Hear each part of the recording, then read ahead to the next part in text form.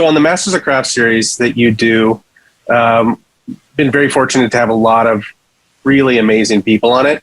Yeah. On this week's episode, I don't think it's an overstatement to say like an actual legend is going to be on the show. For people that don't know who Glen Keane is, can you help kind of, I don't know, educate them on who Mr. Keane is? Yeah. Glen is, it's sort of like you say, he's an actual legend. So it's almost hard to contain who he is in a little intro, but he, and also just a very cool, down to earth dude on top of everything else. He is, he's an animator and a designer, a director. Was just nominated for an Oscar for his movie Over the Moon. Yeah. That movie wrecked the whole family. Yeah. Did a great job.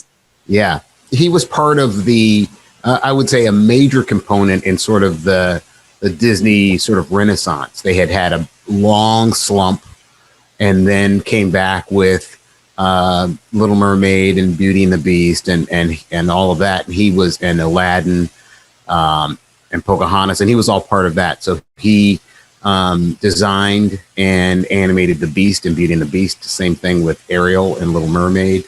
The same thing with Pocahontas. He animated Aladdin in Aladdin. So that's just for most people, Glen Keane is your childhood. Yeah. Right. You know what I mean? Yeah, exactly. He's just, he's one of the most thoughtful people about the craft who I know. Mm-hmm. He thinks a lot about how he does what he does.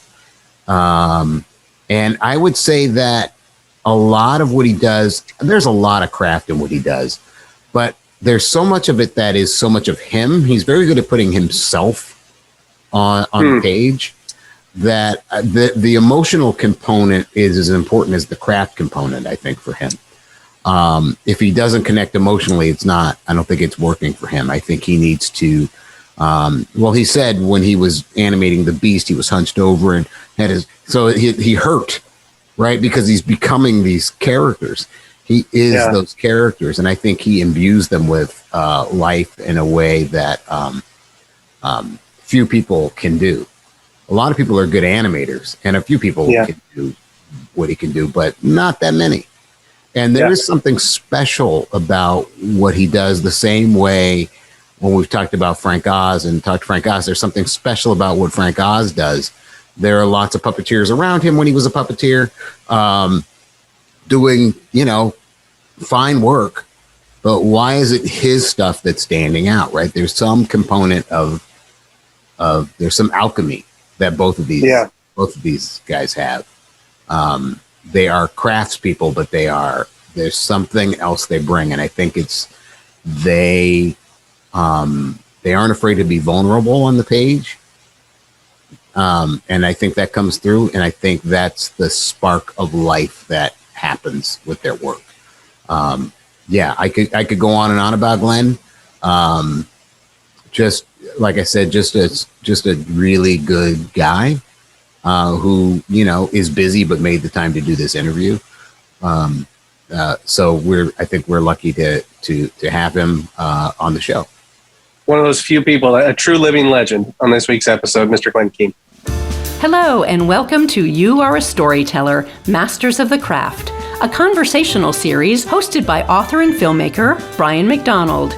In this episode, Brian is joined by animator and director Glen Keane, best known for his work on Disney classics like The Little Mermaid, Beauty and the Beast, Aladdin, and Pocahontas. Glen shares how he taps into childhood discovery to properly create his characters and why he believes mentorship is foundational to animation. You actually are the reason for this version of You Are a Storyteller. Oh, yeah? Yeah. I was, trying to help you with your piece. And I was there in that capacity, but I was also a fan who felt like I was getting a front row seat to the way you think and create. And I thought this is a kind of privileged position when you get to work with so many creative people. You get to see how they think, you get to see how they work, you get to see how they process, and it's hidden from most people.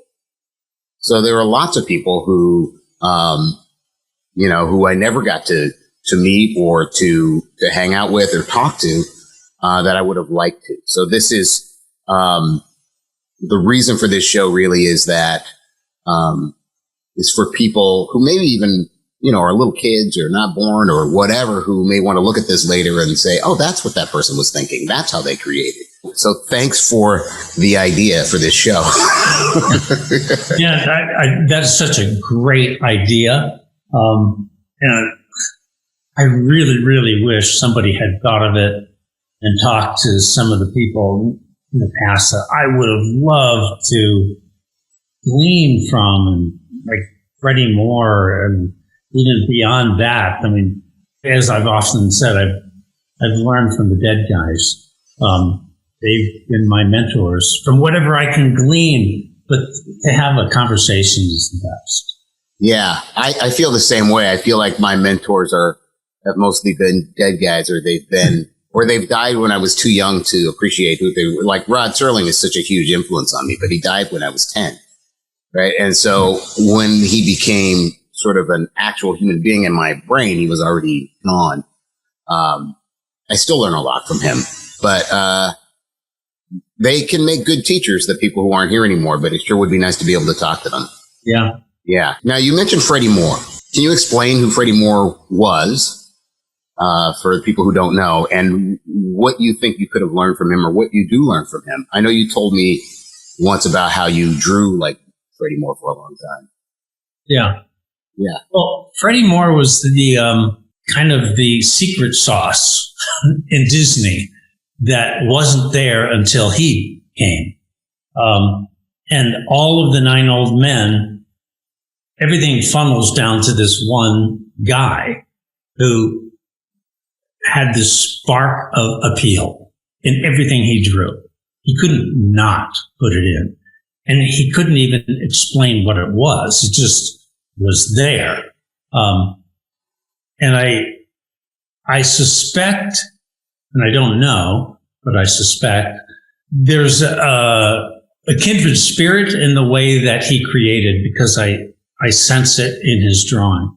I know that feeling. I know what you're talking about.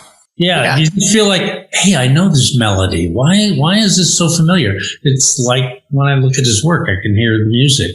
I remember having a conversation with Eric Larson. We were in a little auditorium with all the animators and all the new folks that were at Disney, and we were learning from him. And Eric was explaining, no, in order to animate, first you visualize it clearly in your mind, and then you can draw it. And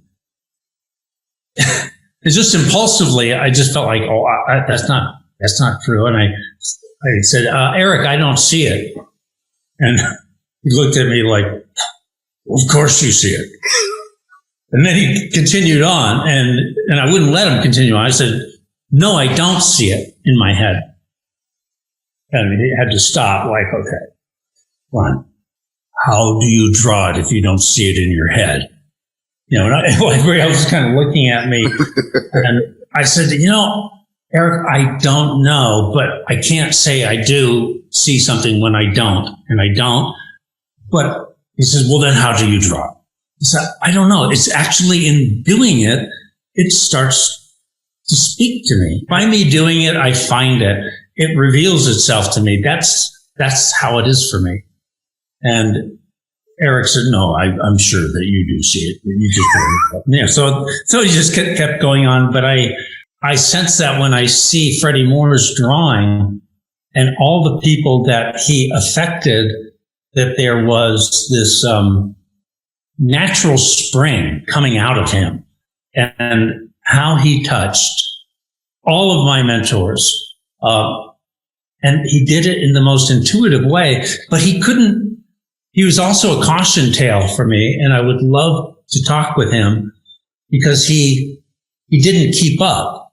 He hit a limit where he could do his thing in bringing a rhythm to Mickey Mouse, designing the dwarves and everything that had that beautiful flowing soft cuteness with cheeks and everything, like you could hold them. That all came from Freddie Moore, and he passed that on.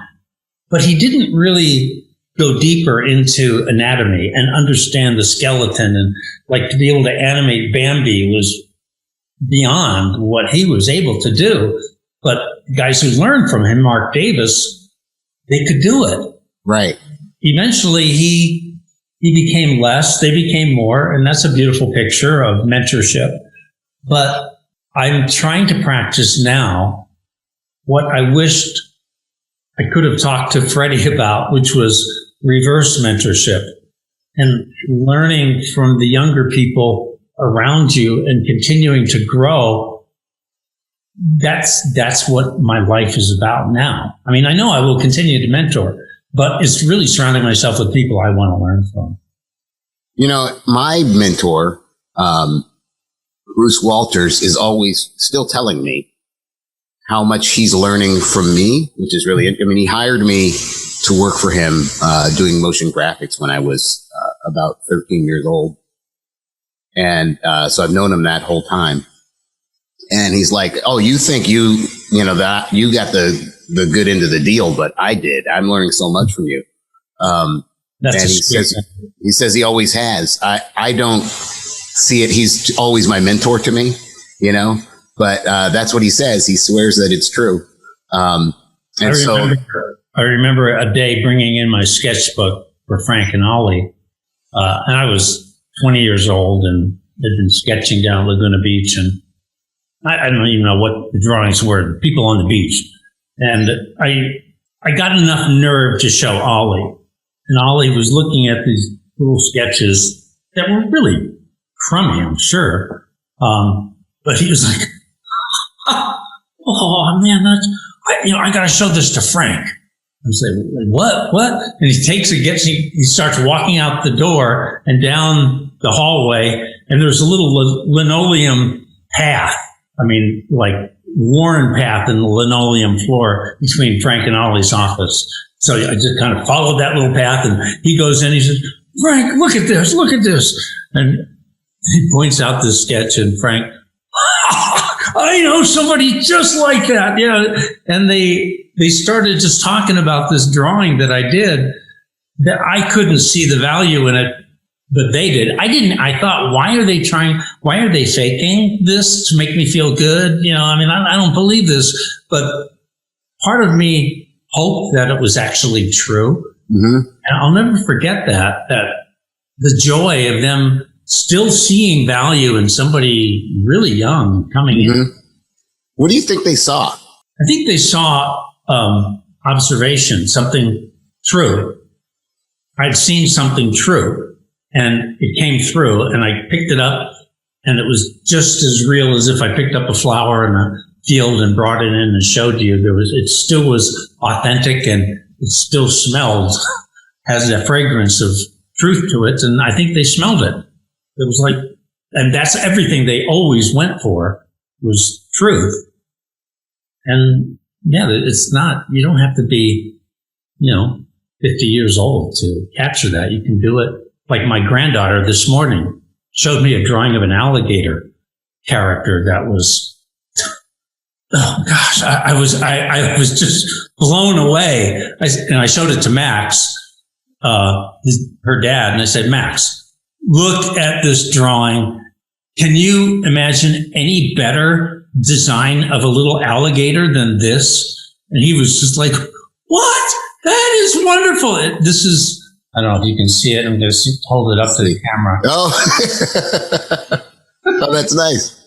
That's Olive, little 6-year-old Olive's alligator girl with a dress and eyelashes. And it was not based on anything other than what she knows about an alligator, not copying any artistic style or anything.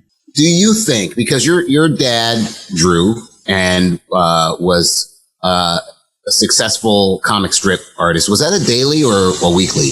Daily. Yeah. Daily strip.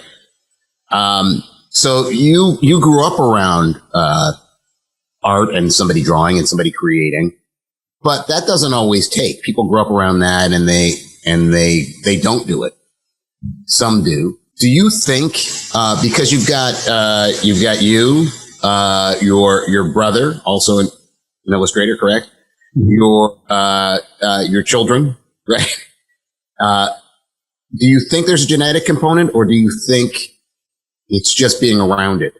Well, I really look at different paths of success, and there's different ways. Sometimes it's through the adversity of parents that don't believe at all and don't value what you. Yeah. I mean, that creates a certain determination and fiery steeliness of the soul that is going to carry you through as an artist for the rest of your life. And that's a strange way a gift. But I work really, really hard. I don't think anybody works harder than I do. But I really believe that the most wonderful things are the things that you suddenly find in front of you and you pick up and you can't believe it. So my view is whether it's a spirit that is born into a family where no one encourages that, a flower pushing out from the asphalt, pushing up, and despite that, it's going to rise up. That's a gift. Or for me, I was put in the spot where my mom is the most wonderful, encouraging woman. Everything was possible for her. Dad met her in World War II in Australia, and she moved out here, and she just had this incredible positive spirit. And she would say, "Glenn, you can do anything you want." And she'd always say it with her wonderful Australian accent, and she'd say, "Love, the world is your oyster." And I just, she would say that, and there was such power to her words. But probably the most powerful, or equally powerful, moment came for me because I would shadow my dad everywhere. We'd go to the art store together, and I'd always come away with some sketch pad or some paints, or we would go out into the desert. And there was a good friend of his, because he moved us all out to Paradise Valley, Scottsdale, Arizona, in the 50s, and there was nothing out there. And there was this old shack, and a guy named Don Barclay lived there. He was a vaudeville actor, friend of Walt Disney. Matter of fact, in Mary Poppins, he's one of the guys that fires the cannons on the ship. But he was an artist. He was a painter. You'd go into his shack. He was a bachelor, and it always smelled like oil paints in there. And there was these paintings around, and he was a great caricaturist. And Dad and he were great friends. And so they would sit Don Barclay's house was basically a bar in the bedroom with a bed, and the rest of it was just the place for easels and painting. It was kitchen. But behind the bar, that's where the kitchen was. And so you sit at the bar, and Dad and him would drink a beer and smoke cigars. And I'd sit there on a stool, and I had my root beer, and I had he gave me a big pretzel stick. That was my cigar. And I just admired this guy, Don Barclay, and their friendship. And at one point, I think I may have been 9, 8 years old, something like that. Dad said, "Glenn, I'm a cartoonist.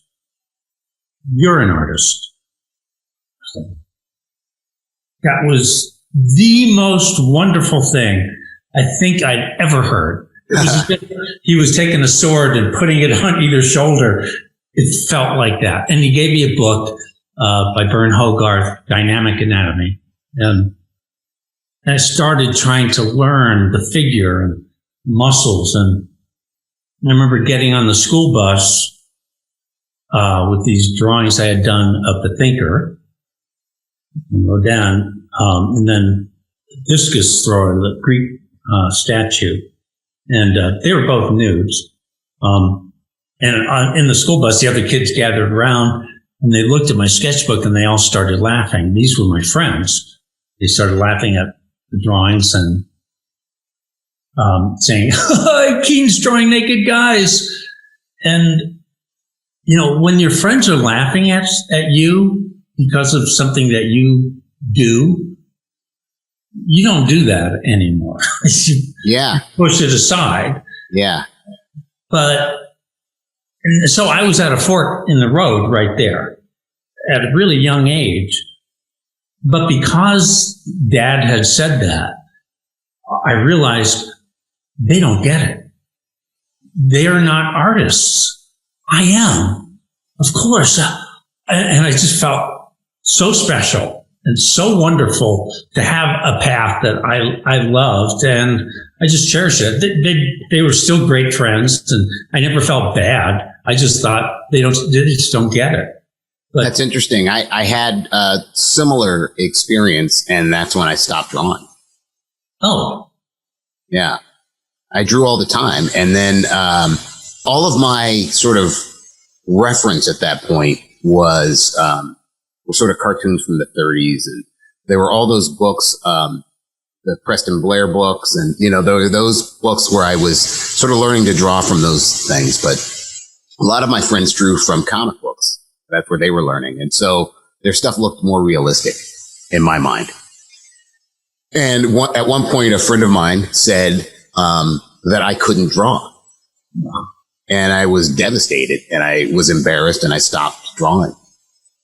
It still feels odd when I draw at all, like do a little sketch or something. I still am a little self-conscious about it because of it. And what's interesting, though, that same person did a drawing one day and he brought it to school. And he said to me, Brian, can you come up with the story for this drawing? And I said, why? And he goes, well, you're good at that. I had no idea. And so sometimes people hear that story and they're like, what kind of a friend is that? But he was also the friend that told me, let me know what he thought I was good at. And that was enough to keep me on that path. Wow. Yeah. Yeah, those words have such power and they go down into your soul. They do. Yeah. They do. So it's interesting that you had that I had the fork, I took the other road. But what I did do when you were talking about doing nudes, but you didn't think of it that way because you were just thinking about the drawing. And when I was a teenager, I used to go to the movies all the time by myself. And watch the movie over and over again to study it. And then I would watch the audience after a few screenings to see if they were responding in the same places or whatever. But I would see rated R movies all the time without understanding that I wasn't supposed to be. Like, to me, it was at school. And so it wasn't like some big thing I was getting away with or anything. I just paid my money and they let me in. They never questioned me. I think because I was so oblivious, but I was in school. And so I didn't see it like, people would say, oh, that's rated R. And it would never even occur to me. I was just studying. So yeah. I know that feeling too. Yeah. There's something inside of you that you were responding to. You just got to soak something up. You're not sure exactly what it is, but yeah, you're learning. You never want to let go of that. No, that's the thing that you're very, very good at. A lot of people, it's that Freddie Moore thing. A lot of people get good enough. Maybe they even get great, but there is a point where almost everybody stops, I've noticed. The people who never stop tend to be the people who their stuff lasts. I think they usually have a bigger impact. Because they're always growing. You said something to me once about the transformation in Beauty and the Beast. I'm curious about that, if you'll talk about that, but also talk about this thing you tend to do, which is going right after the thing you're afraid of, going at it directly instead of avoiding it. Mm-hmm. So, can you talk a little bit about the Beauty and the Beast transformation and then more about why you do this. Well, the Beauty and the Beast transformation was, I loved the idea of something coming from the inside out and physically transforming this creature. I mean, to physically think about how you transform. I just remember growing up and loving watching werewolf actually transforming. I mean, somebody turning into this monster. I mean, that was just like, whoa, I could not, it just captured my imagination so much. But this point was something really beautiful coming out of the beast. And I remember really worrying about it looking not earned. You know? I mean, your beast had suffered. And there was an enormous amount of pain that he went through living as a beast. And you just couldn't, like, there he is, the prince. Wow, he's transformed. Okay. And now that I'm saying this, I'm putting words to what I couldn't put words to. All I knew is that I was stuck and I had no time. I had 1 week to figure this thing out. And I'd been waiting the whole film for this moment. And I don't know, I must have said something to somebody because Don Hahn, the producer, came in and said, so how you doing, Glenn? I said, I'm so frustrated. I've been waiting the whole film to do this, and I've been busy with like everything else, and I'm just exploding with frustration about why I don't have time to do what I really love to do. And he said, Glenn, okay, you take the time. I will figure out whatever we have to do, however long you need to make this moment great. You just take that time. Let me just take care of the rest. Oh, thank you. And I'm not sure what he had to do, but I just got up and thought, okay, I'm not finding it here. I'm just going to go. And I'm going to go to the Norton Simon Museum and just be in touch with artists who didn't do animation. But there was something about Degas that I always felt like it was coming from the inside of him and just related to him. And Norton Simon has a great collection of Degas paintings and sculptures. So I'm walking up to the Norton Simon, but before I could get in, there was the Burghers of Calais by Rodin. And these beautiful sculptures are of the leaders of the city that was going to be conquered. And the only way that they would spare the citizens of the city is by taking these leaders, and they would sacrifice their lives for the city. And so these men are walking out in chains and with ropes around them as they are in deep angst and suffering, but knowing it's for noble purposes. And Rodin's sculptures were just, the feet were glorified feet, and the hands were true, powerful, weighty hands. I mean, you would never struggle opening a jar of pickles with those hands. Pop off anything. As I went in there, I just found myself circling, looking at this sculpture, these figures of so much going on inside. And I was fascinated, and I couldn't help but start drawing them. And what I was really drawing was the back. The way Rodin sculpted the back of these figures was as if they were canyons. The muscles were so beautifully defined, with the back bent over and the shoulder blades and all of that. So I was sketching that. And as I was doing that, I realized this is how the transformation has to be. You see the beast hunched over, back bent animal, like he wants to be on all fours, but he's pushing up and up. And so it was all about this reversal of shape, of freedom that was coming through just in releasing a curve. And so I animated him turning in space so we could really see the back. And as he's lifting up and seeing, and I animated it. And then at a certain point, I realized there's something missing. What is it? And it's this spirit. And it started making wind come up and animating the beast's hair blowing. And then it turned into the prince. But it felt earned.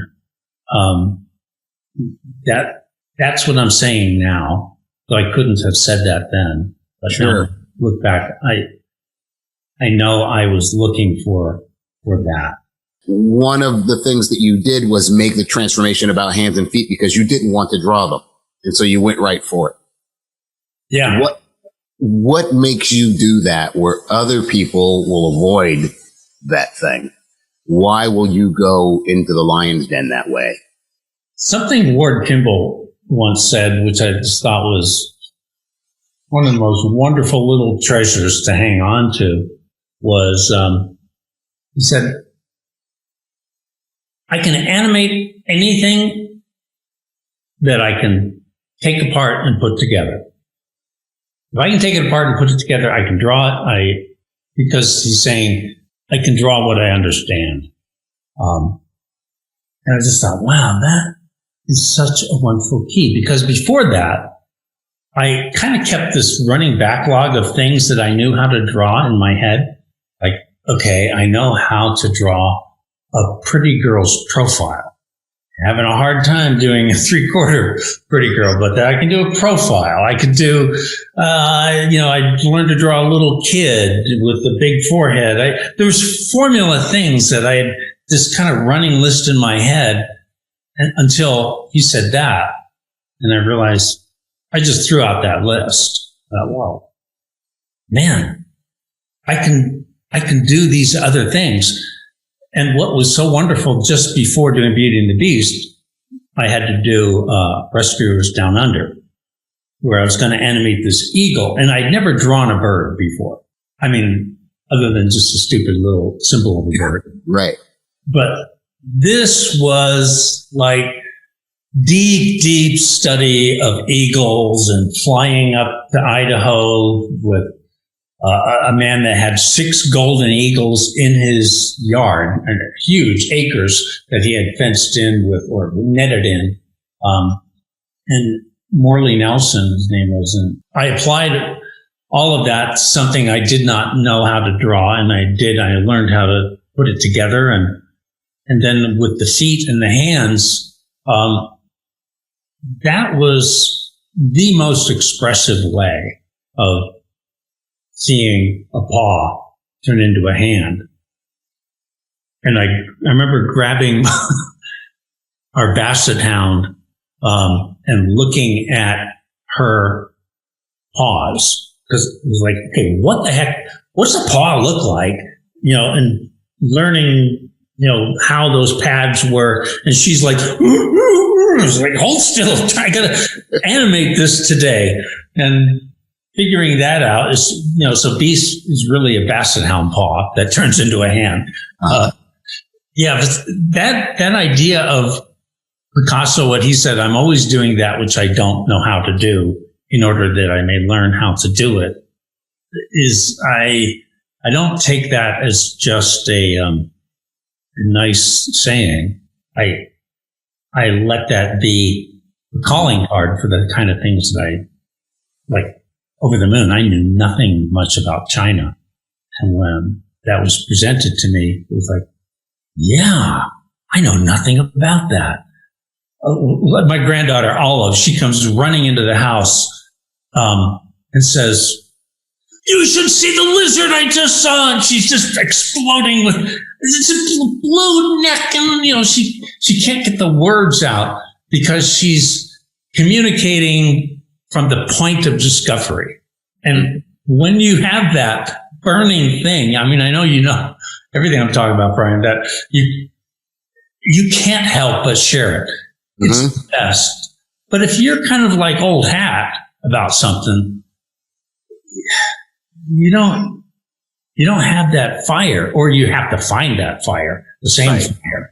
You know, I'm sure, yeah, there's also something good about talking about things you love and you are familiar with, but you got to tap into that childhood discovery. Yeah, I think that's a real thing, tapping into that. Talking about your eagle, I really love, that's one of my favorite things of yours is that eagle. But I want to know what you say you learned about eagles. What did you learn and how did it help you? I always think I'm going to learn something about how to draw. And I never learned about how to draw. But it's always that's like the surface thing. How the heck am I going to draw this? But it's never about that. It's always about a mystery that you don't understand yet, but that somebody else does. With him, Morley was with all these eagles around him. But at a certain point, he had this owl on his arm, this big owl. And Morley's face was all these deep wrinkles and this intensity, kind of like a crazy man. I guess you got to be a little crazy to be living with eagles that are imprinted. They think you are their mate, you know, as they thought with Morley. And he's got this owl. And it's big talons, and if you've ever gotten close to an owl with those eyes that are huge, just looking straight at you, and he's saying, birds of prey. And he's laughing as he's talking about, they're the lions of the air. I mean, they know no equal. And he's just like so intense about them. And I was videotaping him. And when I left, I really didn't learn anything about how to draw an eagle, but I learned about Morley's passion for eagles. And I came back with this, I want to know, I want to feel what he feels in this bird. I want to animate a lion of the air. What is that? And with that spark, then I went in and started to learn things that I did know about human anatomy is just the same as it's a variation on a theme of eagles. And so I would, in order to have the eagle fly, I remember we were building a house and we had we were in a trailer on the property, and before going into work, it's always just before going into work, I needed to animate this eagle taking off. And I studied enough to know, okay, if I can act it out myself, then I can just use and transpose the length of the bones of my arms. And I'd learned that an eagle's feathers, the primaries, are 5 feathers, just like your hands. And the ulna feather is your thumb. And even eagle's feathers were made of the same substance as your fingernails. This was all like, whoa, the angels were singing. And so I got Linda to lay on the ground with a video camera, and I stood on a chair and I started flapping my arms. And I'd been studying how birds take off, and that was all kind of all observation material there. Then so I just did me and printed those images out, transposed that into the eagle, and that eagle taking off, that's me. And so everything else, I felt like it was me flying. I mean, I really enjoyed the idea of flight through all of that. And it was a study of it. And that all prepared me for going in with the beast and studying buffaloes and bears and wolves and tails. And then when it came into the human hands, man, I was just on such a roll of observation that I was not afraid of that anymore. One of the things when I'm creating, when I'm working on a character, there's this little tape in my head, and I'm always asking, how do I make them live? How do I make them live?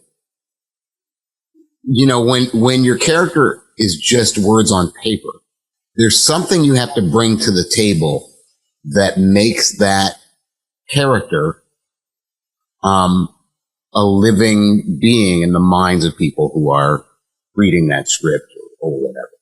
I talked to Frank Oz a little bit about this because Frank has this way of,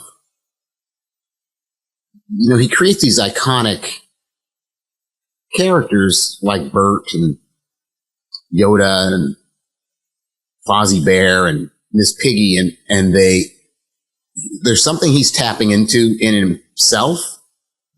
There's something he's not afraid to trust his impulses. In fact, he says he doesn't want to know anything. He just wants to leap into the abyss, but he wants to have enough craft, right? So he trusts that leap into the abyss. And you have a similar thing. You've created iconic characters, same as him. They're very alive to people. Is there something that you think you're doing or bringing to that to make those characters live in the minds of people who watch them? Or do they need to live for you, and then that's what does it? Well, I do think of this idea of a character coming to life for me is a searching for the spark. And I'm usually frustrated at the beginning of something because all I can think of is what's been done before. And sort of a process of like, no. What is it? How do I? And you kind of get to that place of, unfortunately, I always get to the place of frustration where it's not. I mean, I could take what's in my head there, like things I've seen and felt and learned in the past, and do it that way. And there's always like a really clear way. You could get the thing done quickly, get it out of the way. But you never want that to be your attitude as a creator. Once you start down that path, your career's gonna get pretty dry. What do you mean? Can you explain that a little bit? Yeah. So there's this moment where, well, I guess maybe I can just talk a little bit about computer animation. That you may have an idea that's already sparked and you want to follow it, and there's something really unique in that. But it's like really, really hard to get.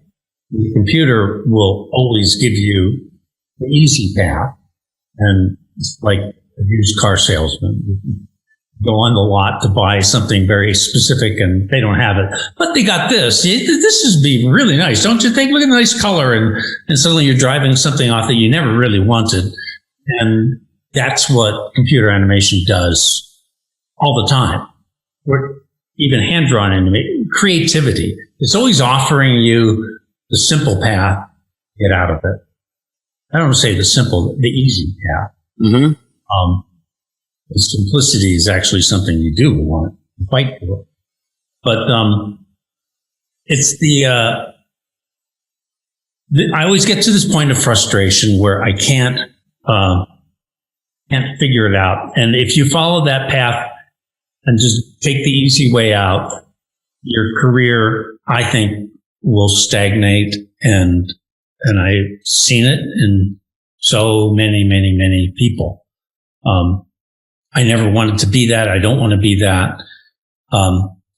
So I would always say no. But then there was always this deadline squeezing in, and it was like heat. Just the heat is getting hotter and hotter, and ideas are, like those sequoias that they have to have a fire burn through it before the seeds open up. And unfortunately, that's how it is. But the thing that usually happens for me, because I'm so insecure about what other people think of me and everything, that I say no to ideas because it's just me. It's like, that's always the spark though. It's this little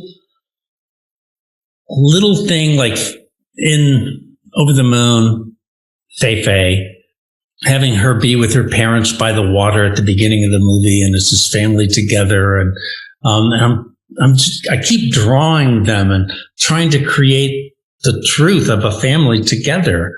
And I must have done 1,000 drawings of them, but I was noticing the way Olive, my granddaughter, would sit, and she just has this ability to fold her knees.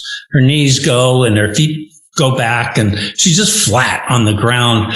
And I was just like, that is so cool. And I've got to do that with Fei. And just drawing that, suddenly it was like a little fire that just spread over it was truth. And it was truth in seemingly unimportant area of the way a little girl's hips and knees have that flexibility. But it spread everywhere in the drawing and affected the dad sitting there and the mom. And I've seen this again and again and again. It's a little tilt of a wrist that feels fake, and then suddenly you turn it just a little bit, and the angels sing, and then it kind of just goes over the rest of the character. And I find that's so important, that you find something personal. I think it's about something that you value, something from you personally, some discovery, something real that you think is, oh, that's kind of dumb. That's not so important. And yet the whole thing is built on that one tiny, unimportant little thing. And again and again and again and again, that's been, for me, the key to animating is there's always some little spark moment that is the open door for me. So, yeah. Oh, so when you have a character who, like Eric, how much of you is in Ariel, and what parts of you are in Ariel? How do you get inside the skin of a character like that? He's very different from you in a lot of ways, or maybe not. What's your way into a character like that? The Beast, I can sort of see easier. I can see you doing that easier than I can see, more easily than I can see you doing Ariel. Well, it's interesting, when Ron and John were writing the script, I remember Ron said, so Glenn, we wrote Ariel thinking of you. I wasn't doing Ariel. I was supposed to do Ursula. He said, but Ariel is really you. Because you've always got this positive view that everything is possible. Like, I'm sure it's probably the irritating part of me, but it's also the part that they loved. And that is you. That is you. So I heard that, and I was like, that's really cool. That's really cool. But I do big villainous characters I hadn't done anything like that, like Ariel. And, but when I saw Jodie Benson, sing Part of Your World, and it wasn't just hearing her sing it, it was seeing her sing it. And how much she put herself in that space, and how Howard Ashman came in and whispered to her, like, no, you're not singing for the auditorium here. People in the back row, we're not worried about this. Is not you performing for theater. This is you in your own little bedroom. This is in the grotto, and it's just you. And it was so big. He's whispering to her, and he turns off the lights, and then Jody sings this, and I felt what she felt, and I so identified with that. And it felt like there was such fire and power in that, much bigger than the big characters that I was doing, that it was really inside, and that I couldn't let that go. And so I went and talked to Ron and John and said, I have to do Ariel. And so, yeah, okay, but like, can you draw Pretty Girl? I mean, to them it was like, you've been doing these big characters and Ratigan and stuff. And I said, no, I've been drawing Linda, my wife, for 10 years by that point. I can do this. I know I can do this. It was more that I wasn't saying that I can do it because I knew I could. I kind of didn't know if I could, but it was more like, I have to. I have to do this. And so they gave me that opportunity, and Animating Desire is, for me, a really, really big, essential part. It's animating the need in a character that's going to drive them through impossible things. That calls to me. And I read that in the script of Over the Moon with Bei Fei. I certainly felt it with The Beast. I mean, I remember there's one moment in Beauty and the Beast, one area that I think I failed in with The Beast, and it was such an important part to fail in. It was where he's got to decide to let Belle go or not, to keep her there. And because she wants to see her father, and now he loves her. But will he let her go free, knowing that his time will run out and he will be a beast forever, when he knows that she is falling in love with him and the curse could be broken? Is he going to let her go? Or is he going to tell her, well, I need you here because let me explain this curse. And he does. And so he's struggling with all of this stuff going on. And I was trying to animate those thoughts in Beast's head, in his mind. And he's looking at the flower, and I'm just praying that somehow in these drawings, I could communicate this to the audience. And I felt like I never did. I never really could. I wanted to. I was animating that desire. But I think there's something stronger, maybe, even than just pure desire. And that is admission of total helplessness. And I did not animate that. But when I watched the live action film, the actor, I forget who it was doing Beast. That moment where he's struggling, he's looking down, and finally, and he looks up. And as soon as he did, I was like, oh, that's what I was looking for. I needed to animate a prayer. I needed to animate helplessness. I don't have it in me to do this. Yeah. And it was a kind of a wonderful moment, because I saw it was like, yes, wow, that's it. There's something you bring. There's a spark that you bring. And maybe it's because you think so much from the inside of the character, as opposed to the outside of the character. It's almost like the drawing is a means to an end. Is that true? Yeah, I mean, Frank and Ollie, well, I just remember Ollie really, really hammering this into me that Glenn, don't animate what the character's doing, animate what the character's thinking and feeling. And not really understanding that. I mean, intellectually, but not really understanding it emotionally, experientially until later. And him telling me, I'm telling you things, Glenn, that he must have seen it in my eyes, that it was like a tennis ball bouncing off a concrete wall. And he's just giving me the secret of life here. And I was like, oh, yeah, yeah. And then he says, I'm telling you things that you don't understand right now. But, you know, in 10 years, 20 years, you'll begin to really know what it is I'm talking about.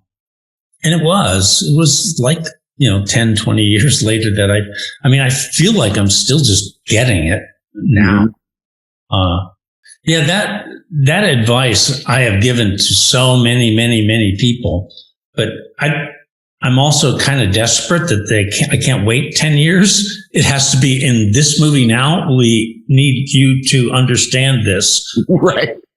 So one of the things that was really incredibly helpful for me on Over the Moon was I had a conversation with Sasha Capichimpanga, our head of the animation department up at Sony. And I'm thinking, how can I get control over so many animators to bring a consistent vision of who that is to everybody? Because I wasn't going to be animating.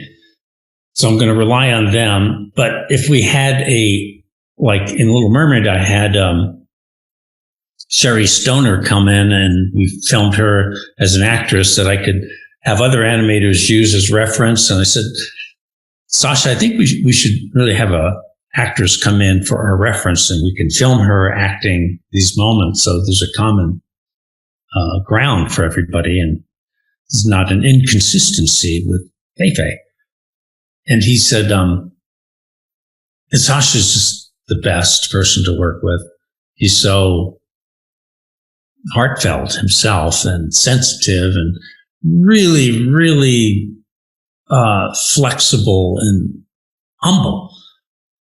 But he resisted the temptation to say, sure, yeah, okay, Glenn. Instead, he said, Glenn, I really think we should not do what you are suggesting. I really think that we should have each animator film themselves playing that moment, because the only way I think you can get this kind of performance you're looking for is for them to feel it.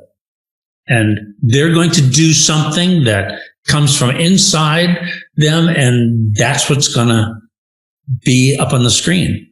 And I just thought, gosh, he just addressed everything that Ollie was saying, you know, that it's got to come from the inside. How else can you know what a character is feeling if you don't feel it yourself? Right. And that we could cut together a live action version of Over the Moon with all of these different animators, beyond 100 of them, playing these different moments. They are hilarious, wonderful, because they're all counter type. I mean, they don't look like the characters are playing. Big, tall guys being little bunchy, or, you know, a woman who's playing Gobi, or they're all, it was so wonderful. And so they would film different versions of themselves. And then we would talk about the parts that were so right and why it kind of lost its steam here. But this little performance here, and we could put those together, and sometimes they would need to go and do it again. Sometimes they would film somebody else that could really pick that up. Mm-hmm. That was so important in the performance.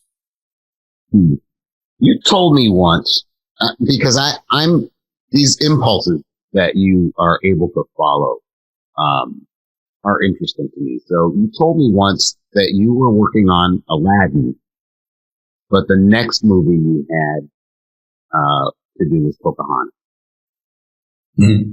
And you couldn't You couldn't figure out what Pocahontas was going to look like. Well,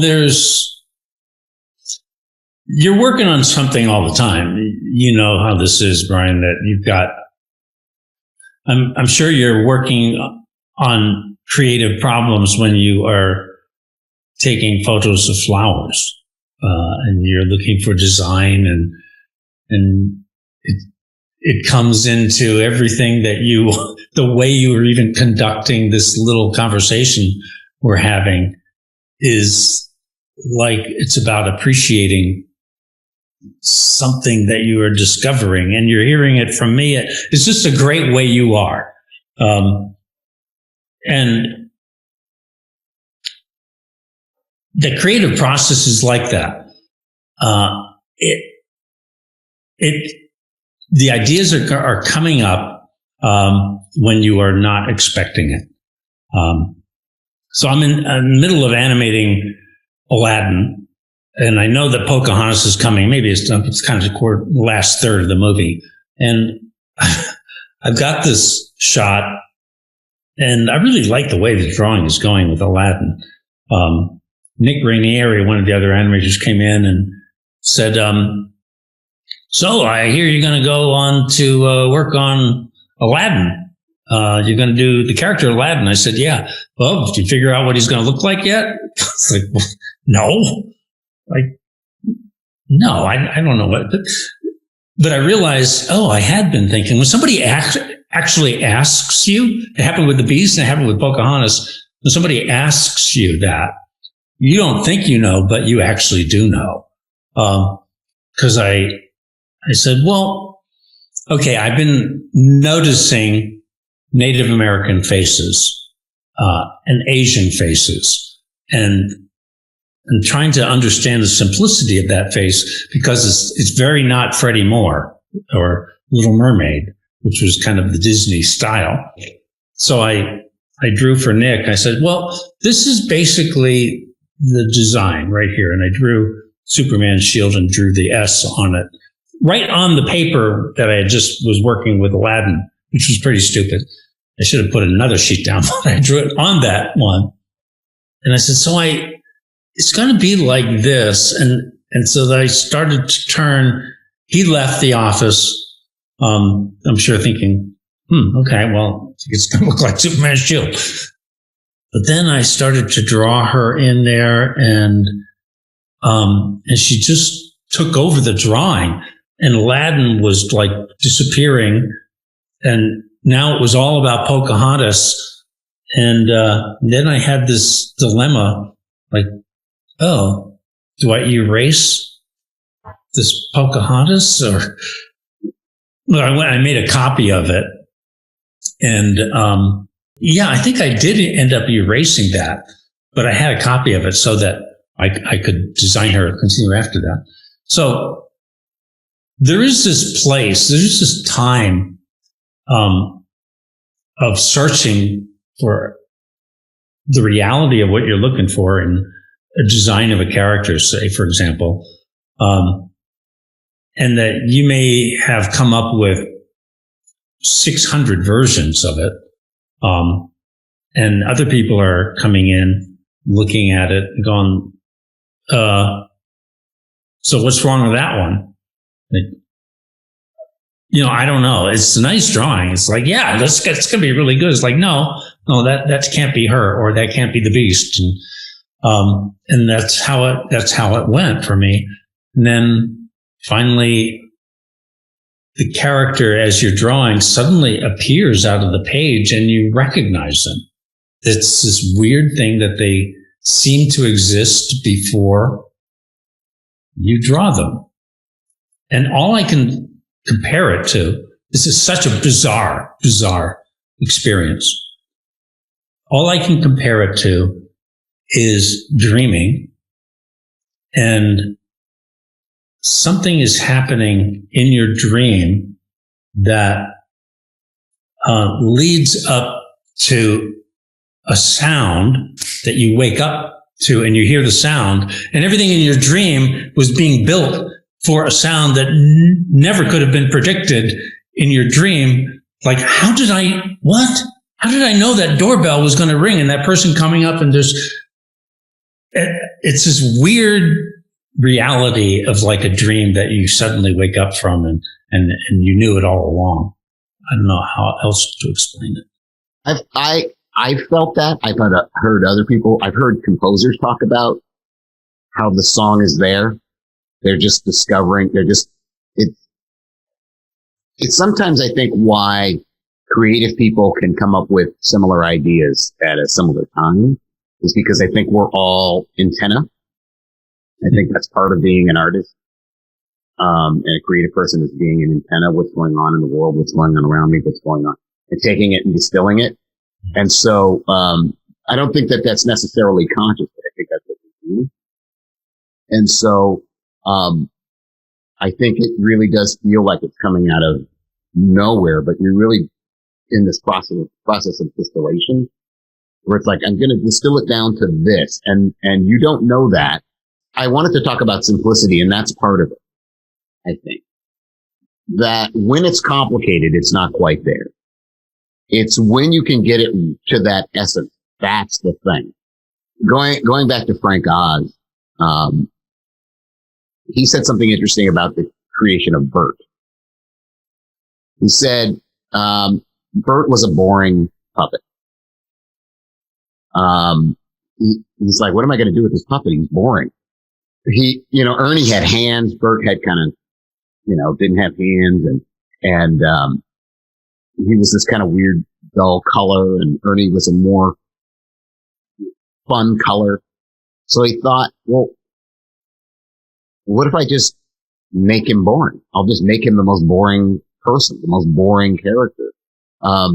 So he leaned into it and created this full-on character. And I think that knowing that, he's just going to be a boring guy, took away all the complications, all the things you could go, and then everything sprung from that. So he's like, his favorite color is gray, all these things. And he's just like, just knowing I'm going to make the most boring character I can was enough of a distillation for him to create a whole character.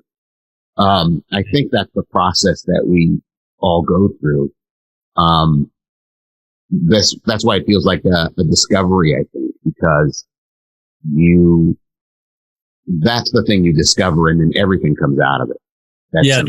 That concept is so wonderful when you suddenly realize the value of the very thing you were fighting suddenly becomes like the coin just flips, like, right.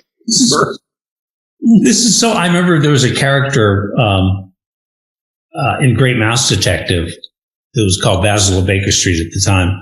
But Dr. Dawson, who was going to be Watson, John Musker and Ron Clements are just a genius. And I'm not sure. I think it may have been John's idea.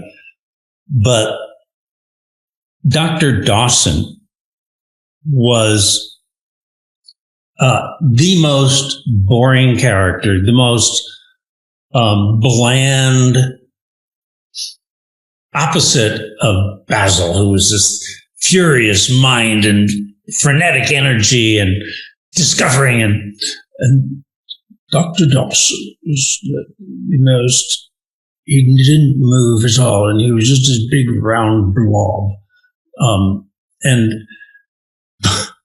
But the women just found him irresistible. Oh, these other characters, and Basil could not understand what this magnetic attraction was, and so they just played. It was so genius, but management just didn't get it. It was kind of a wonderful idea that was beyond where Disney was at that moment. Mm-hmm. But I love what you're saying there about the thing that you think is the problem is really the solution. Yeah. It often is. It's a strange thing, but it's like, oh, should I not fight this? What you've been doing is cutting against the grain, but when you go with the grain, it's interesting how much easier it becomes and how much it's not you. It's This is what it wants to be. Yeah. Why am I fighting it? It wants to be this. Yeah. I wrote somewhere during this Over the Moon that the problem is the solution. Put that on my desk. I had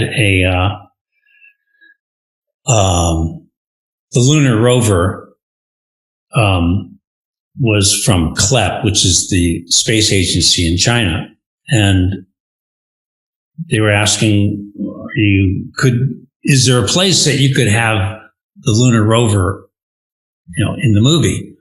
And, at a certain point I said, oh yeah, no, we can do that. And then I had to live with those words. Anytime we added any place I added it was wrong. Mm-hmm. It was always wrong. And it took the audience like, what the heck is that? Why is that? And if you don't give them something to think about, like why that's there, they'll invent stuff. So that was like, oh, Chang'e is spying on Feifei, or there's like anytime that lunar rover, they're adding to it. So there was only one way of working with it, and that was making it just putting it in the central position of like meeting Gobi. He rides in on this thing that it wasn't there before, but it was the only way I could play it was have it be center screen and not be peripherally just off in the distance. A designer, I know she's a costume designer, and she said to me once, well, if you can't hide it, feature it. Which I have found to be true. And I had never put it in words, but I had found it to be true. And it was just a nice way I don't know where she learned it, but if you can't hide it, feature it, made a lot of sense to me. Yeah, that's even a better way, because that's exactly what this was, the solution. The problem was the solution, and it added a lot to bringing Gobi in. And yeah. Yeah. You mentioned simplicity. I talk about simplicity a lot. It's really hard to explain the power of simplicity to people who, especially if they're not very experienced or they're younger. They tend to want to make things more complicated. They think the more work they show, the better things are. It's sort of like when I was a kid drawing, and I thought my drawings aren't very realistic, right? More ribs, more bones, more muscles. Yeah. More stuff. It seems to be almost a symptom of being a young creative person, is that you think the more stuff you put on, the better it is. Mm-hmm. How do you find simplicity useful? Well, I think imposed simplicity is never true. And I really react negatively to what I see as really dominantly in animation today is imposed simplicity that feels so tiresome. And can you explain what you mean by that, imposed simplicity? Yeah, it's like from the outside, you look at it and go, okay, well, that feels complex. Let's just take lines out. Okay, we don't need these extra lines. Let's just simplify it. Okay, less lines on the nose. Let's just make the torso doesn't have to have all those extra shapes. We'll just make it simple. And so everything looks the same. And it's an imposed exterior, no more pencil mileage. It'll be easier to animate. That's all imposed simplicity. Sure. But real simplicity actually happens out of necessity. You discover it by the work of carrying like all of this design baggage when you start on your journey of animating a character. You don't know. I might need this. Oh, I need that flashlight. We're going to go out to the woods. Oh, I got to have my axe. But what about my charger? Oh, do I need a charger? Well, yeah, actually, I get a battery. Okay, I'll get a little generator. And pretty soon you're carrying stuff and fishing poles and pots and pans and ultimately, though, along the journey, you realize I don't need this. And it's just from the sheer weight of it that you drop it off. Maybe it's not a very intelligent way of living, but I find I live that way in animating. That it's in the drawing of it, and 24 drawings per second or 12 shot twice. You just for sheer necessity find, okay, yeah, there's those really cool little design things I got there, but I'll just do that one little angle on her nose. I'll just draw her nose that way because I know there's these interesting little curves and everything. Pretty soon, those things just simplify down, and they did it, but you haven't left behind the value of why you fell in love with some little arc on the nose that there's, because of the bone of this joint point here, now has just become a very delicate little curve. But you remembered why you broke that angle there.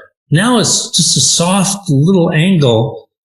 And for everybody that follows you, you tell them when they leave off that little curve because they can barely see it, but it was important to you because it's a remnant of structure, that you go back and you go, okay, no, actually his skull has this little bone here, and that nose, if you just give a little suggestion there, that's important.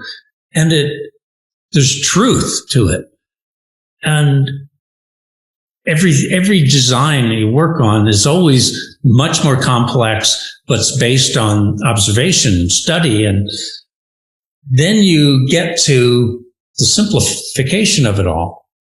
It's a process that you don't impose it from the outside. It has to go through this process of going back to nature, going back, learning, and discovering one more time. Look at a child's face. What is it about a child's face that's so mesmerizing? Why is it? How do lips shape? I've fallen in love with the corners of the mouth. CG simplifies. They pinch. Mouth talks. But I found myself noticing in Leyendeckers paintings the dark corners of a mouth, as if you can look into beyond the surface. The teeth go back, and you can see this little curve there. And I can see it in you right now. I can see the dark corners and the teeth go back, and so then I was thinking, oh, it's this wonderful curve of the upper lip rolls and the lower lip rolls out. And it's this curve. Even though it might feel like a point, it's not a point. It's curved, and we got to design that. So the whole time, if I watch Over the Moon, I am watching the corners of Feifei's mouth the whole time. Uh-huh. And that's complex. Yeah. Yeah, it's complex, but that little complexity tells you that her face, the skin is round and it rolls in. And if you impose like a simple pinch, you just flattened all of that. And suddenly the character's not soft. You don't want to touch them. I mean, I always feel like the characters, you should feel like you want to hold them in some way. Nobody wants to touch and hold a flat thing, or put your arms around it. It hurt. I actually want to talk to you about appeal. I was trying to explain to an illustrator I was working with the concept of appeal. He had no idea what I meant.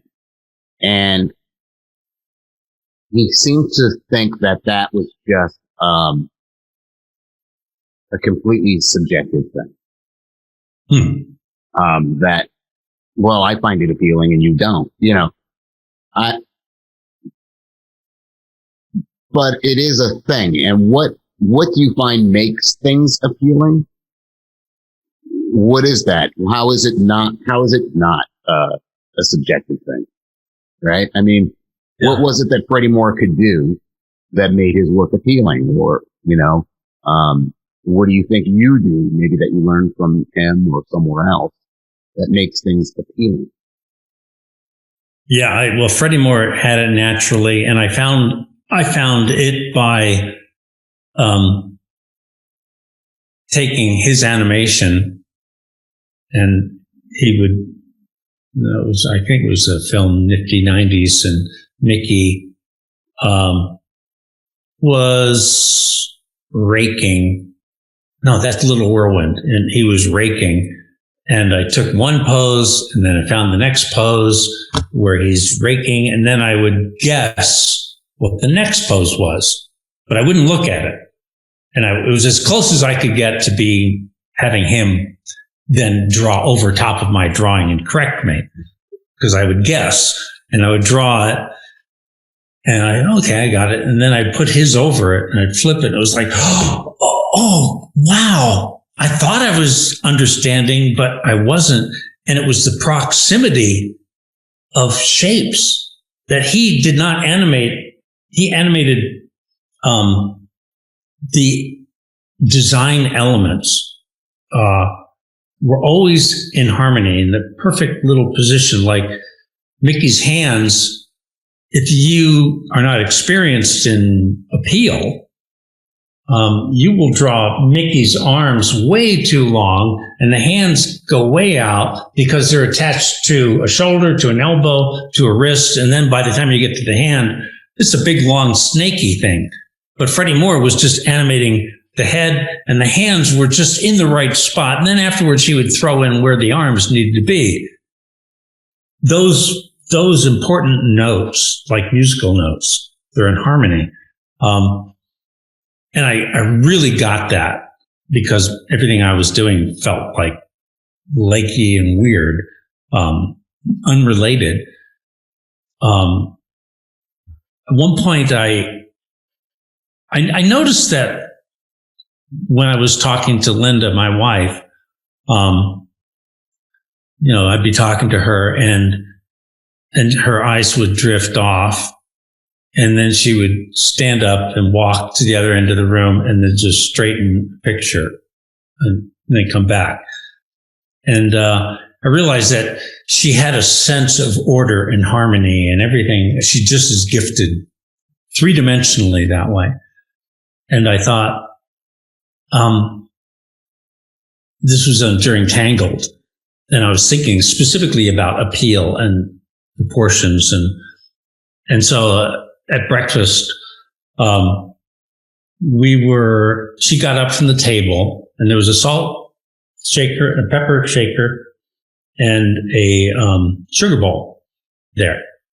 And they were of different sizes. The pepper was taller, and the salt was a little shorter, and the sugar bowl was round.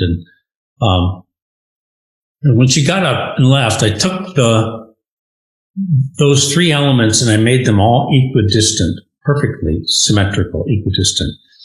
I did that because I knew in figure drawing class, the biggest problem, everybody comes in and they always take asymmetry and bring symmetry into it.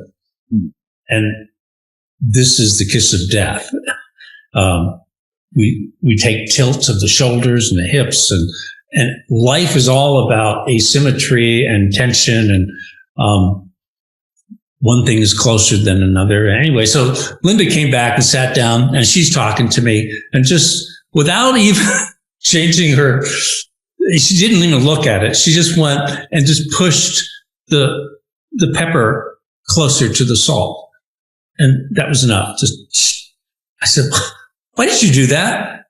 She said, "Why did you do what?" You just moved. We were just in the middle of talking to something else, but you moved that pepper shaker next to the salt shaker. Why?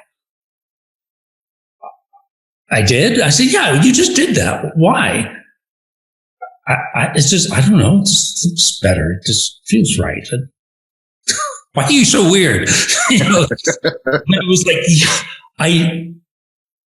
and again in Tangled and Over the Moon and everything I've done, I noticed that the distance of the eyes to the nose to the mouth in animation, everybody will drop that mouth a little lower so that it's about the same distance almost from the nostrils to the eyes.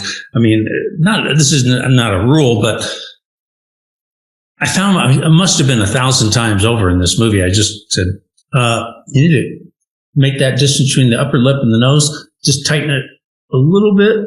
There, yeah, that looks, and suddenly the characters look, oh, so much better. They're really appealing. And it's just little things like that. But I really do think of it as like the notes of a chord. They just feel right. And you get one of those notes often that says something different. You can stretch it longer. I mean, everything is possible.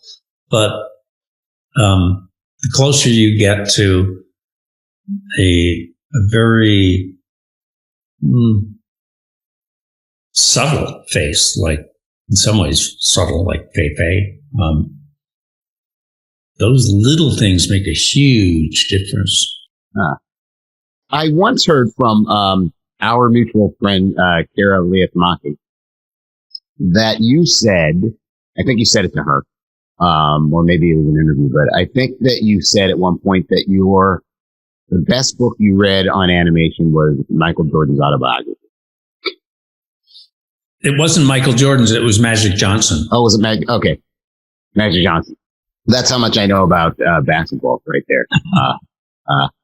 But I find that really fascinating because I learn from other crafts. I take a lot from other crafts. I look at illustrators to figure out how to write that. I'm always looking at other craft people. A lot of people don't know how to transfer that. So it has to be very direct for a lot of people. It doesn't have to be direct for me at all. I can listen to a musician and I understand story better when they talk about creating music. What did you learn from that autobiography about animation? And what other crafts do you learn from that inform your craft? Yeah, that's such a big thing. I certainly learned a lot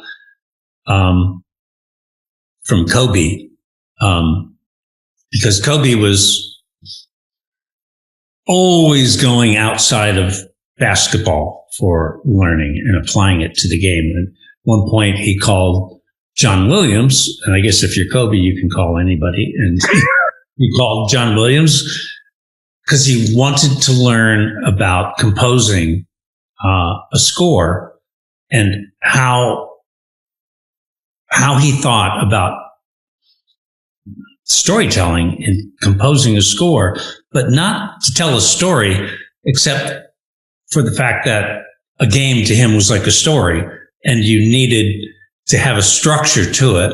And so he listened, and for an hour and a half, 2 hours, John Williams talked to him about composing, and he came back and he took Beethoven's Fifth, and I forget which of the championship games. He had that in his head about the pace of the game and where it would change and how he would move into a different level using the fifth in his head.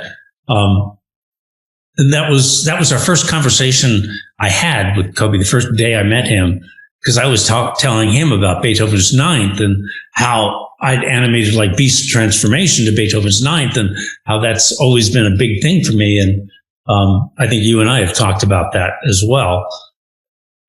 But his greatest strength was not his athletic ability.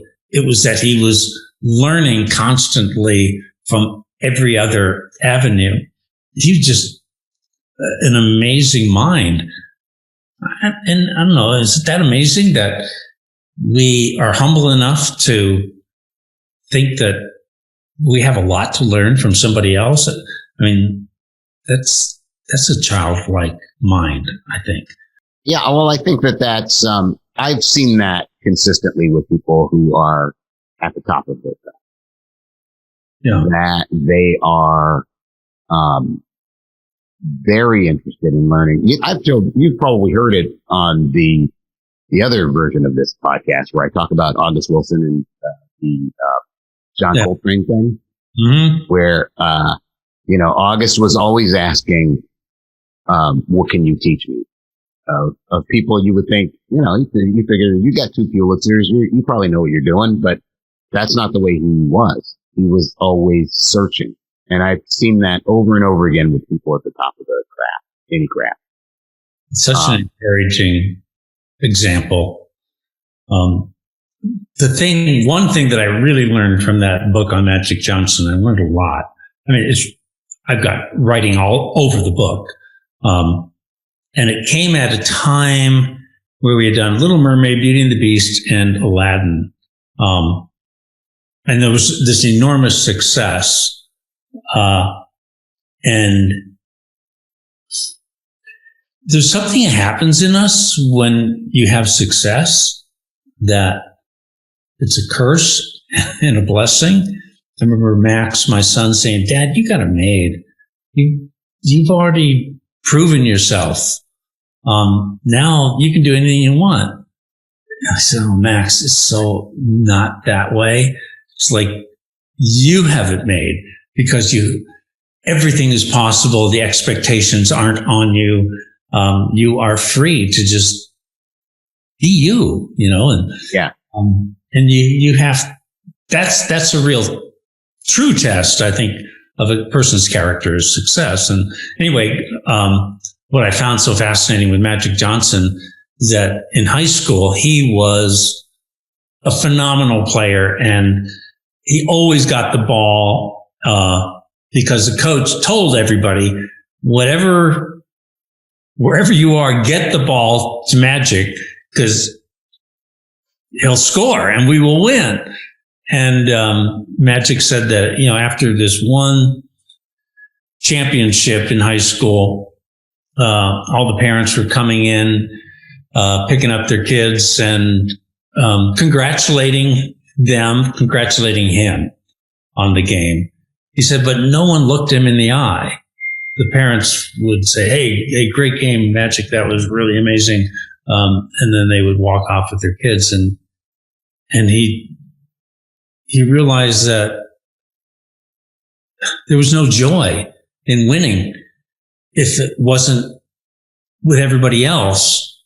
And that those parents weren't celebrating together with him. And it was not the way he wanted to play. So the next season, when the coach said, okay, we are now, setting those rules again to get him as a center point to get the ball to him, he spent all of his time after practice working with those players on getting them used to passing the ball, and that he was just going to focus on passing the ball to everybody else. And that's what he was really known for, is his amazing teamwork and passing the ball, getting the ball to the people. He was still really good, but it was about everybody else. And I just thought, this is the way animation needs to be. It cannot be about one person. It's got to be about everybody rising up, mentoring, teaching, lecturing, giving as much as you can. That's what this needs to be about. I was just so inspired by that. Huh. Is there, you talked about going to museums. I'm just wondering where you go to fill up. I feel like there are times, depends on what I'm working on. If I'm working on something, sometimes I need to find a very specific thing that relates to that. And sometimes I just need to look at things of quality.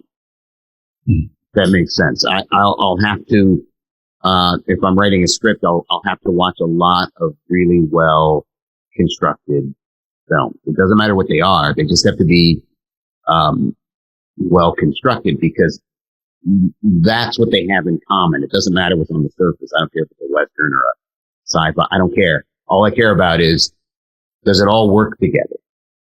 Talking about harmony. Is it all a piece of a whole? Does it all go together? And then I find that it is much easier to let that come through me when I'm looking. I also trust it because I have all these examples of it working, right? So it's like, I know this works. I've seen it work, 10 times this week, and these classic things that have lasted forever. So I know it works, and it gives me a kind of, confidence, and it gives me a kind of clarity. And that's one of the ways that I fill up. Another one is just going out and taking pictures every day, or, looking at art books or whatever. What do you do to, I know you use your family a lot, like you were talking about, but I've heard you talk about that before. What else do you do to fill up? Like, I'm really concerned with this idea of the blank page, and what do you do to fill up so that blank page isn't so blank or so scary or whatever? It's interesting. Blank page is really not blank. It's a mirror. You're the one that's blank. Looking at it like, that's just a mirror of what's going on. And if it's blank, fill it up with something that matters. So, like, going to China for me was so wonderful because I knew nothing really about it. And surrounding myself with people that I felt like I was going to learn from. But I really do feel like there is a living out of something when I was 18 years old that I was afraid of. Like, my parents gave each one of the kids a chance to go to Europe, with a tour group, and travel through different countries, and you come home and your life is richer. And when my turn came graduating, that scared me. It's like, wait, I don't speak French. What am I going to do if I said, can I just get the money? Can you just give me the money for that, whatever you're going to pay? And they said, well, you don't want to go? I said, well, no, not really. I was just sort of like nervous about it. And so I took the money and I bought the family car that would have been given to me anyway. It was the stupidest choice I'd ever made in my life. But now, when there's something that feels like, wow, I know nothing about that, that's like one of the signs that lean into it, go towards that. Like costume design. I know nothing about sewing. I know nothing about fabrics. I find shopping with Linda the most boring thing in the world. The best thing is I got my sketchbook and I can draw everybody there. And I know I've got an inordinate amount of time of sitting there while she's shopping. So that's good. But costume design, Guo Pei is this unbelievable Chinese costume designer that it was suggested maybe she would be good to work with her in designing Changa's costumes. And it just happened that across the street from Sony at the Vancouver Art Museum, they had this big exhibit, Guo Pei, and all of her dresses and everything are there. And I don't know if you're familiar with any of her work, but it is just crazy, amazing fabric and design and shapes. And it'd be as if Kandinsky was a costume designer or something. And so I met her. She didn't speak a word of English. I didn't speak a word of Chinese. But her husband spoke English. And so, we were very polite and we were talking. And I noticed that Guo Pei would talk like really fast, just talking. Her hands are gesturing. And her husband said, well, she says she really loves animation. It's like, I know that's not what I know there's more than that. It's because she was so expressive. And finally, at about halfway through, her husband got up to leave to go whatever, have lunch or something. So we spent the next hour just talking English and Chinese together. But really, we didn't do that. It was drawing. We both drew together and with some watercolors, and the paper was never big enough for her. So I added more paper, and we sketched together, and her hand movement. And it was the most wonderful thing, like knowing inside how important this was going to be for the film, willing every learning neuron in my being to open up, listen, watch, learn. I have no idea what she's saying, but I am never going to forget the gestures of her hands and talking about silk. And I knew how far she searched worldwide for the best silk, and knowing that in CG we could invent physics and create super silk, and I had gotten that point across through her husband. But so I remembered how her hands were moving, and when it came time to animate in the Chamber of Exquisite Sadness, and we're animating Changa's silk floating, it was her hands that were in my head and drawing over the animation, so they felt like those patterns of her movement. And I love just leaning into something entirely new and working with her. There's such joy in that. I'm not sure I'm answering your question. That's okay. I'm leaning into things that I don't know much about. Well, that's interesting because, again, going back, it's kind of how this started, was this idea that you do that. Like, I read Art and Fear because you read Art and Fear, and you said that you, I don't know if you still do, but would read it before you did any project and give it to people that you're working with. Mm-hmm. What is it about that book, and why do you find it valuable, and why do you think it would be valuable to other people to read that book? I'm glad you brought that up. I think it's so valuable, and everybody listening should get Art and Fear, because the one thing we all have in common is that we're afraid that if everybody knew how much we're faking it, we'd be booted out of here. I mean, I more than anybody feel this way. And I think it's a healthy thing to have that feeling. And this book, Art and Fear, focuses on the word fear in art making. It's about the perils of art making, that we all share a sense that we are not equipped to really do what we are called to do, what we are desiring to do.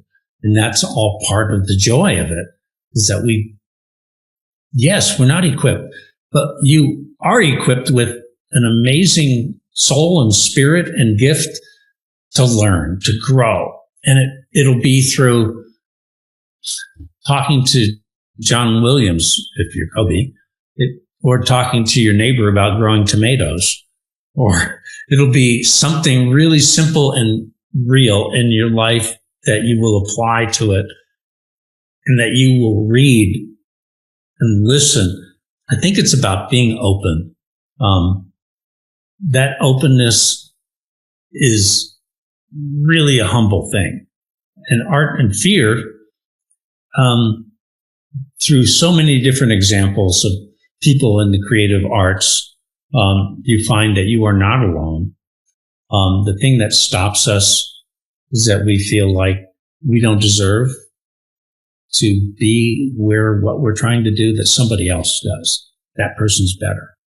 I felt that so much when I got to Disney. Everybody knew about Disney. I knew nothing about Disney.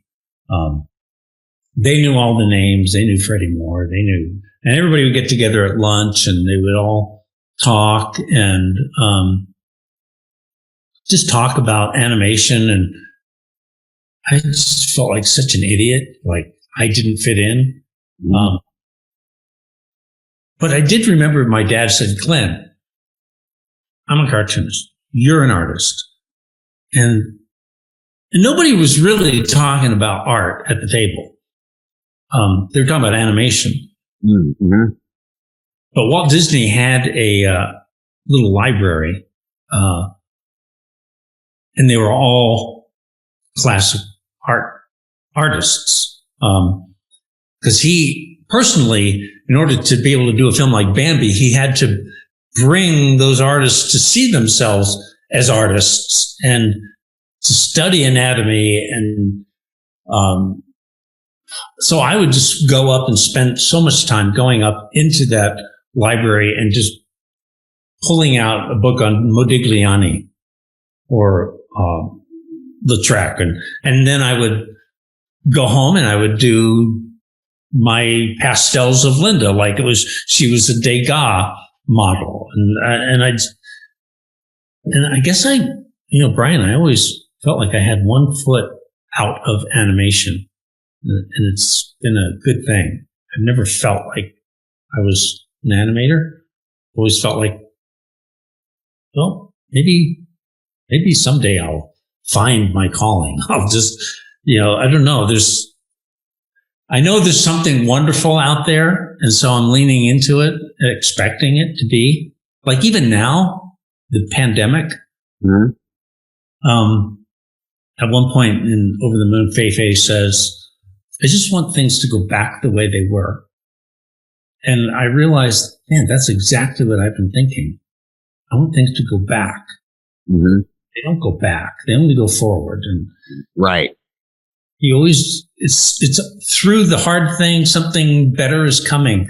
And I'm still looking for that. And, I never want that to be, my creative life, looking back and going, oh, I just want to go back and do that again. Sure. That reminds me of you've been more than a lot of people who came up through hand-drawn animation. I remember we were talking once and you said something about how, well, that was a tool. That was the tool they had, right? Essentially, we have this other tool and you weren't so threatened, or at least it didn't appear to me to be, that you were as threatened as a lot of traditional animators were by this new technology. You were able to embrace it. Mm-hmm. Is that part of this moving forward and not going back? Yeah, it's, what are the things that you are afraid of? Afraid of losing your pencil? Well, no. I mean, I look at the history of art. I mean, thousands and thousands of years. And this little sliver of time, people are not going to draw anymore? No.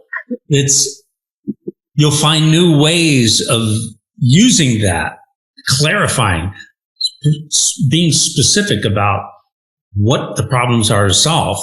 The pencil is the most, amazing tool. Simplicity is the ultimate sophistication.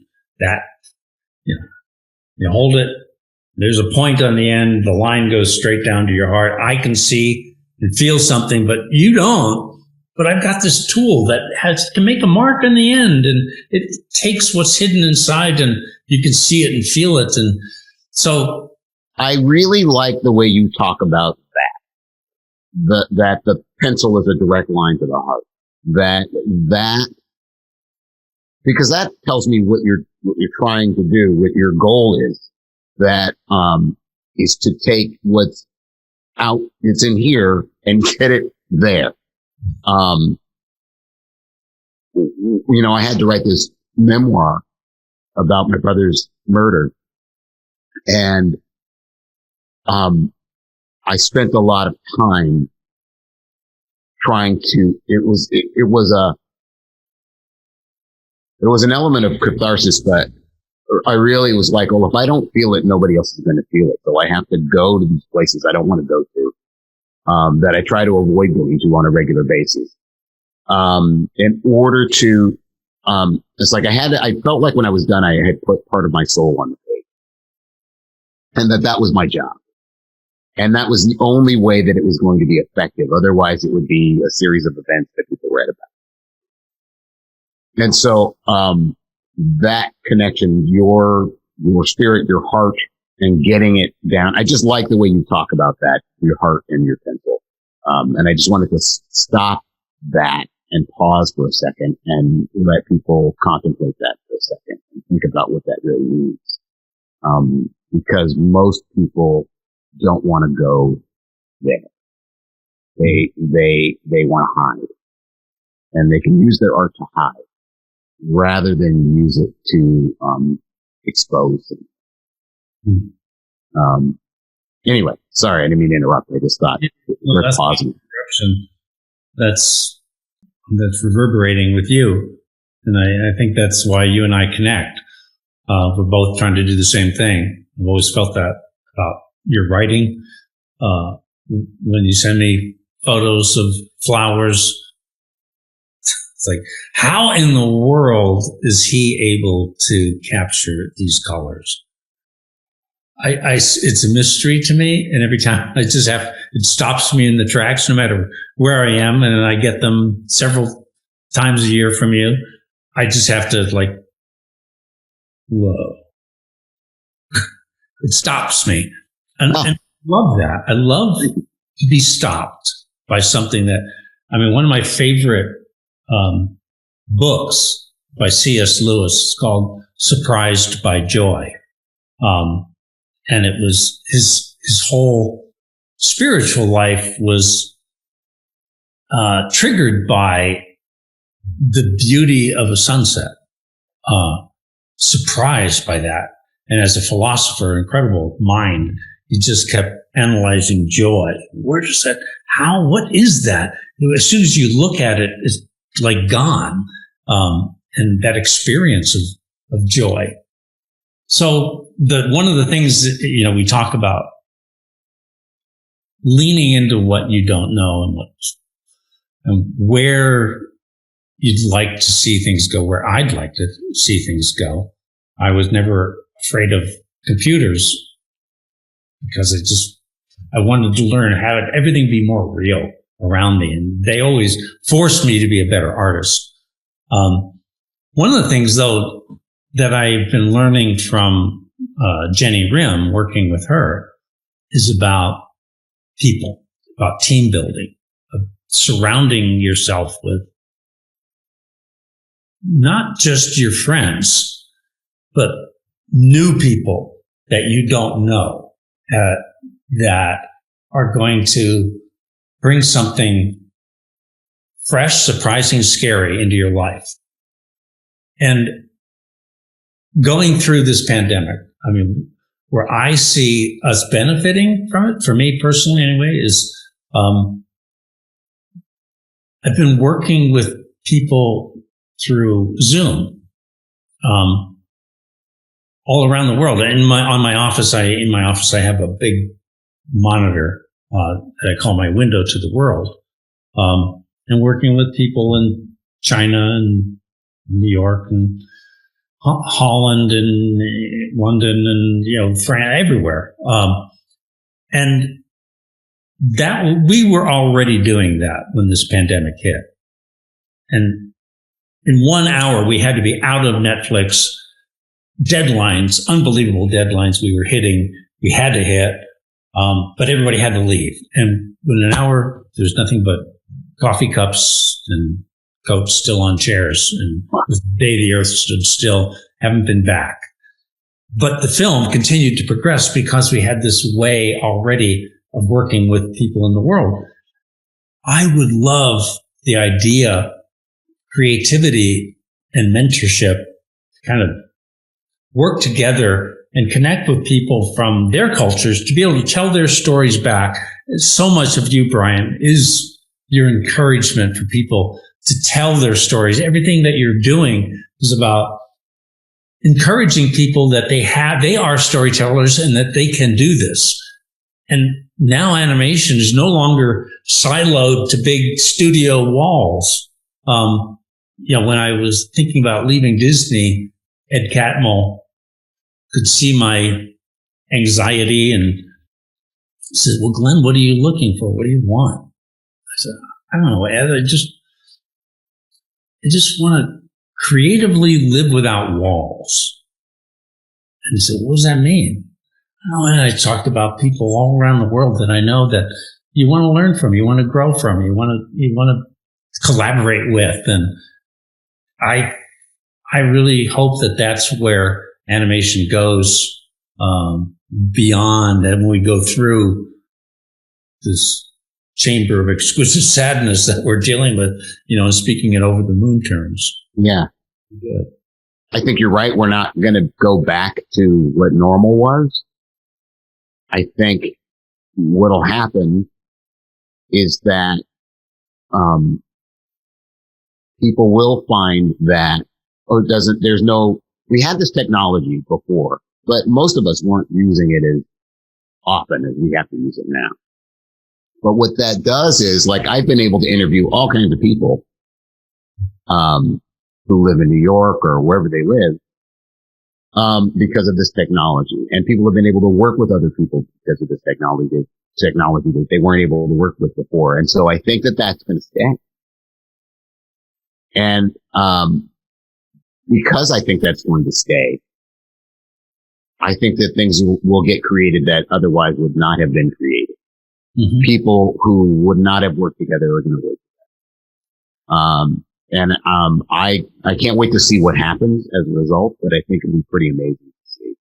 Mm-hmm. And people won't be able to imagine what it was like before when you couldn't work with somebody in another country on a project, like, oh, that must have been hard is what people will say, I think, in the future. You didn't have access to everybody. It's like you don't have all the colors to paint with. But now we have more of those colors, I think. Yeah. Yeah. That was such a big part of Over the Moon for me, was marinating in the Chinese culture and try to understand it. And so this movie was so not like an American trying to tell the Chinese story to the world, but being given the opportunity to go and try to look back at the world from their culture and learn. And we could go on for hours about stuff I learned. But isn't that the way you want it to be? Whatever it is you're doing, you want to not only have a film or something you've made at the end of it, but you want yourself to have grown and become something more because of what you did. Well, I think that there is, when I'm teaching sometimes, people they want to know how to write a story or whatever, but they don't take it outside of the classroom. They don't take it outside. It's like, it has to become part of who you are. You can't just be a storyteller or a writer when you sit down to write or be a storyteller. You can't. You have to be. It has to be a prism through which you view the world. There's a reason that you bring your sketchbook with you when you go shopping, right? Or I remember I met you for lunch once in LA and you had your sketchbook and when I got there you had already been drawing. It's just part of who you are and how you look at the world is through your art. And then that informs the art informs you, it's this interesting cycle where the art can make you a better person. I see things when I started taking pictures. I saw the world differently. I started to see the world differently. I see pictures all the time. I don't take anymore. But what it allows me to do is look at a moment or look at the way the light's hitting something or look at the way a person is sitting or an expression or something and appreciate it in a way that I didn't appreciate it when I wasn't always looking for pictures. And now, even if I don't have my camera, I see pictures all the time that I'm not taking. And it allows me to take a sort of mental snapshot of everyday amazing things to see, amazing everyday beauty. Like, that I never would have noticed the way the light's hitting that coffee cup before. Mm-hmm. I think that what's interesting, especially if you have to explore another culture or get inside a character who's not like you, or something like that, it's interesting the impact it has on you in the real world. And I think that's what you want. And that's how you get the best of both worlds. You get the best out of your art and the best out of your life, I think, when you let them inform each other. Mm-hmm. I think. That's exactly the way I want to keep growing creatively. Yeah, you nailed it. Yeah. I mean, I've seen it. I've seen it with your family. Your family always comes up when we were working. Your family came up a lot. You were saying that your wife was like, people don't want to hear about your family. I enjoyed hearing about your family, but because there was so much, you get so much joy from your family. Yeah. You get so much joy from your family, and you're just like, how can I get that into this work? It's just, it was an interesting thing to see. And that really stuck with me, to watch you, talk about your kids, talk about your grandkids, talk about, what you observe in them.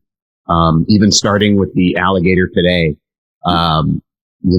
there's so much joy that you get from them, and that so much impacts your work. And I think it's one of the things that makes your work appealing to other people. There are people who do what you do. There are animators and directors and people who do what you do. And I was thinking this, especially when I was talking to Frank Oz, I'm like, there's other puppeteers. He doesn't like to think of himself that way. He's really an actor. But there are other puppeteers. Why is it that his puppets are the one? Why is it Cookie Monster that people respond to, or Grover, or Fozzie Bear? And I think it's because for him, actually, he creates from a place of, he finds a thing that's the struggle in the character is really important to him. So he figures out what the character's struggling with. Miss Piggy doesn't think she's a very attractive person. She doesn't think she's all those. So her personality comes out of the fact that she's compensating for how she doesn't feel very attractive at all. He said Yoda has a lot of struggles. He didn't tell me what they were. And that's where he creates from, but it's a real place. And that other people can do the rest of the performance, but he's not afraid to go deep. And you're not afraid to go deep. And I think that's that thing. How do I make them live? How do I make them live? With that mantra, it's how deep can I go? Yeah. How can I not hide? Yeah. That's why we are creative people, to express ourselves. And I just really thankful that there's somebody like you that's actually been pulling that out of me, to get a chance to share this. I am really, really blessed by your writing, your perspective on storytelling, your encouragement to artists to be true to who they are. So I look forward to continuing our creative sharing together. I mean, I'm always kind of leaning on sayings and phrases and your whole intent. Oh, thank you, Glenn. Very much in line with what I'm trying to do anyway, and hoping something will come up next. I have no idea what exactly. Some ideas, some things that we've talked about. So, we'll see. We'll see. And I hope we get a chance to, it was one of the joys of my life to get to spend that little time we had working together. It's a real treasure for me that time. So, I hope we get to do it again one day, because it really is, I return to that room in my mind all the time, and draw from it all the time. So it was really a gift. And I hope that, this conversation and the things you said, people get a little bit of that anyway. of what that was like, because it was really, it was pretty amazing. It was a really amazing time. No, thank you, Brian. Yeah. Thank you. And thanks for doing the show. Thanks for watching You Are a Storyteller, part of the Co-Loop Podcast Network. If you have any questions, or if there's a topic you'd like us to cover, leave a comment below or email us at hello@beliefagency.com.